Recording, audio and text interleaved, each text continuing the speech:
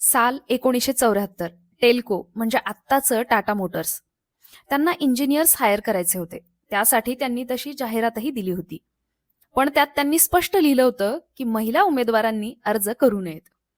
आणि हेच वाचून नुकतंच इंजिनिअरिंग पूर्ण झालेल्या एका मुलीला प्रचंड वाईट वाटलं. म्हणून तिने ठरवलं JRD टाटा यांना लिंगभेदाविरुद्ध विरोध दर्शवणारं पत्र लिहायचं. आणि तिने ते लिहिलं. आणि मग तिला तिथे इंटरव्ह्यूसाठी बोलावण्यात आलं. आणि ती मुलगी तिथे सिलेक्ट झाली. या घटनेने फक्त टेल्कोमध्येच नाही तर संपूर्ण इंजिनिअरिंग क्षेत्रात महिलांसाठी नवं दार खुलं झालं.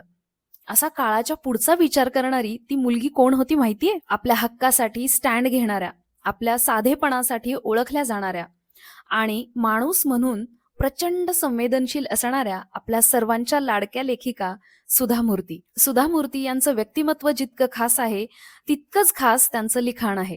त्यांची सर्वच पुस्तकं खूप छान आहेत.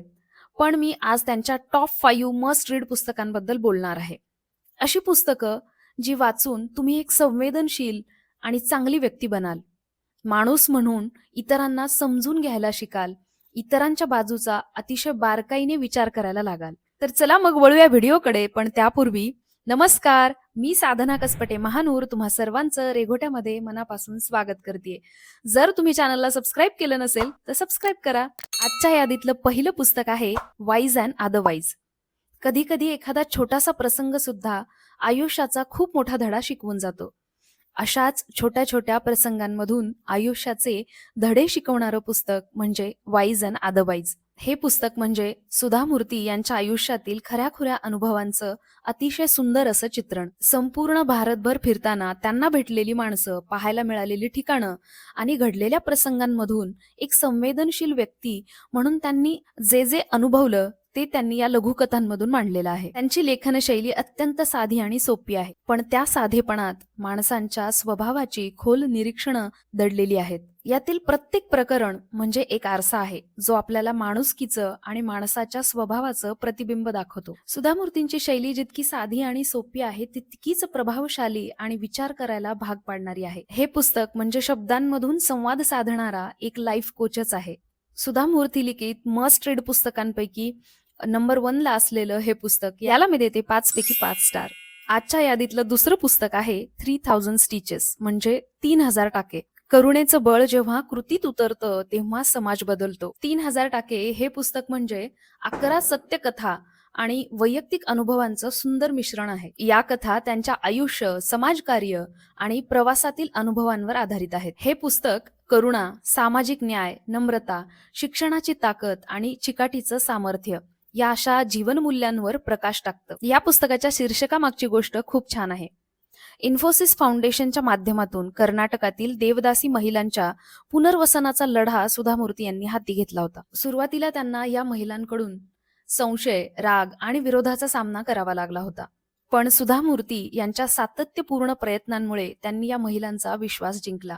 पुढे त्या महिलांना आर्थिक स्वावलंबन मिळवून दिलं आणि त्यांच्या जगण्याचा मार्ग खुला केला. पुढे त्या महिलांनी कृतज्ञतेपोटी सुधा मूर्तींना आपल्या हाताने विणलेली, भरतकाम केलेली चादर त्यांना भेट दिली. चादरीवरील प्रत्येक टाक्यामध्ये बदललेल्या आणि नवजीवन प्राप्त झालेल्या प्रत्येक स्त्रीची कहाणी गुंफली गेलेली आहे, असा विचार त्यामागचा होता. म्हणून पुस्तकाचं नाव 3000 स्टिचेस म्हणजे 3000 टाके असं ठेवण्यात आलं. पुस्तकातील या कथेच्या माध्यमातून सुधा मूर्ती यांनी दाखवून दिलं की खऱ्या समाजसेवेचं बळ करुणा आणि चिकाटीत असतं आणि एका व्यक्तीच्या प्रयत्नाने असंख्य आयुष्य बदलू शकतात. त्यामुळे हे पुस्तक माझ्या आवडत्या पुस्तकांपैकी एक आहे. मस्ट रीड पुस्तकातील हे होतं दुसरं पुस्तक. या पुस्तकाला मी देते 5 पैकी 5 स्टार्स. आजच्या यादीतलं तिसरं पुस्तक आहे the day I stop drinking milk. हे पुस्तक म्हणजे अतिशय लक्षवेधक अशा 23 लघुकथांचं संकलन आहे.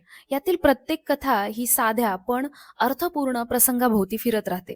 सामान्य माणसांच्या अशा कथा यात सांगितलेल्या आहेत ज्यातून जीवन, नातेसंबंध आणि मानवतेचं सौंदर्य दिसतं. उदाहरणार्थ, यात एका अशा मुलीची गोष्ट आहे जी आईवडिलांविना वाढते पण स्वतःच्या मेहनतीने स्वतःच्या पायावर उभी राहते. किंवा एका छोट्या गावात भेटलेल्या स्त्रीकडून मिळालेला जीवनाचा मोठा धडा दाखवणारी गोष्ट. अत्यंत छोट्या छोट्या कथा आहेत ज्या एका सेटिंग मध्ये वाचून संपतील, पण प्रत्येक कथा मनात विचारांचा अक्षरशः वादळ निर्माण करते. हे पुस्तक सेल्फ अवेअरनेस आणि भावनिक सॅटिस्फॅक्शन देणार आहे. मस्ट रीड पुस्तकांपैकी हे होतं तिसरं पुस्तक. याला मी देते 5 पैकी 5 स्टार्स. आजच्या यादीतलं चौथं पुस्तक महाश्वेता.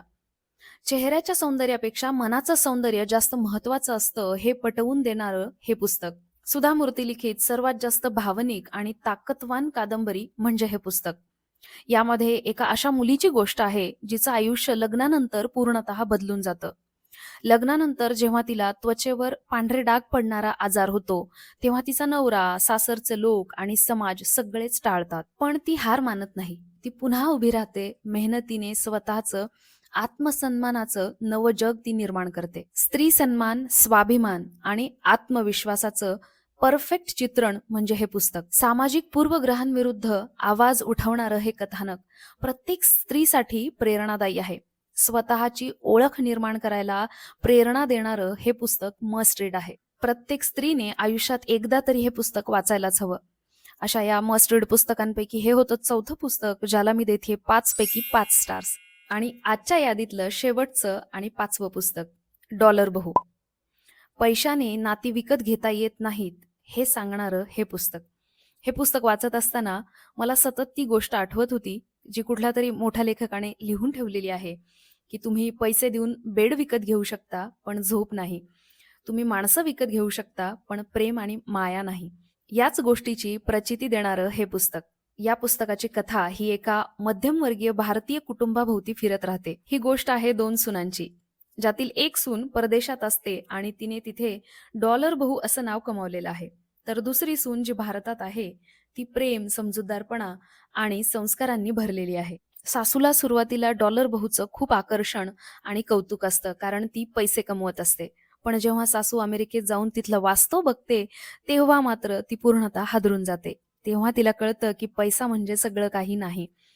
माया, आपुलकी, प्रेम आणि संस्कार असलेली व्यक्ती ही कधीही पैशांपेक्षा वरचढ असते. एका बाजूला पैसा आणि एका बाजूला एक चांगला व्यक्ती, यात निवड करायची झाली तर चांगल्या व्यक्तीचीच करा, कारण पैसा कधीही कमावता येतो, पण पैशाने माणसामध्ये, त्याच्या स्वभावामध्ये बदल घडवता येत नाही. आधुनिक भारतीय समाजातील संघर्ष मूल्य दाखवणारं अतिशय वास्तववादी असं हे पुस्तक मस्ट रीड आहे. कौटुंबिक नातेसंबंध आणि माणुसकीचं महत्व अधोरेखित करणारं हे पुस्तक प्रत्येकाने आवर्जून वाचायला हवं. या पुस्तकाला मी देते 5 पैकी 5 स्टार. तर मित्रांनो, ही होती सुधा मूर्ती लिखित टॉप 5 मस्ट रीड पुस्तकं.